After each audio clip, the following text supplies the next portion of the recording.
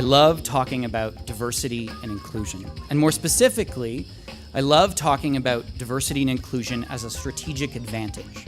As employers, we have thousands of competing priorities, the most important of which is ensuring that we continue to be employers by managing the bottom line. So, what is the business case for diversity and inclusion, or D&I, as I may refer to it? We are outstanding at hiring a diverse workforce.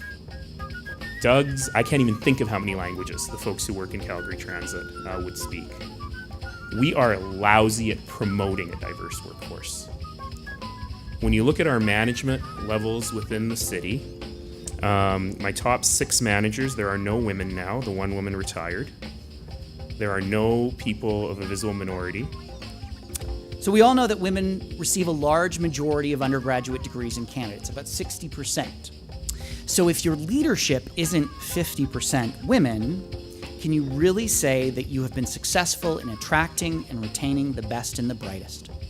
Or have you been successful at attracting and retaining the ones that survive?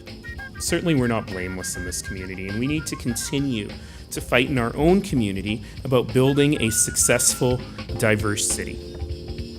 So let me tell you a little bit of what the city can do. First of all, we have to work hard on city planning. We have to work hard on resisting the urge to create enclaves for different kinds of communities within our city. We have to resist segregation.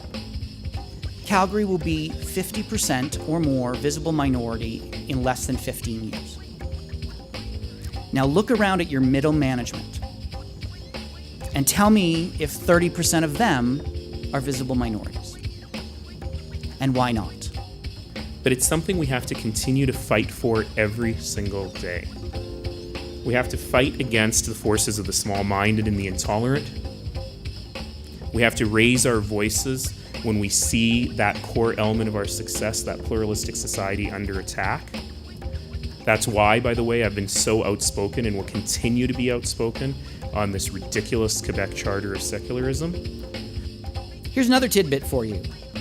Did you know that women are responsible for 80% of the household spend? The LGBT community, the lesbian, gay, bisexual, and trans-identified community, has an annual household spending power of about $80 billion in Canada.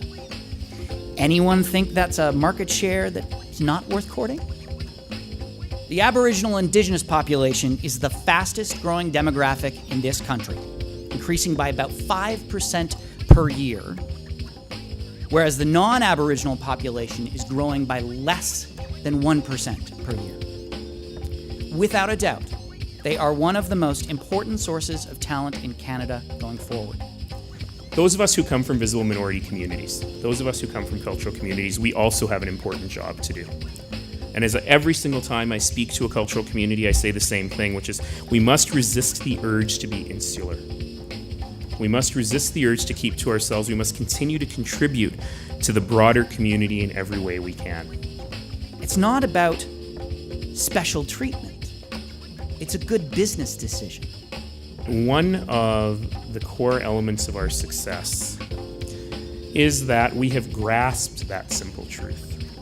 And that simple truth is just this: we're all in it together. Our neighbor's success is our success. Our neighbor's pain is our pain.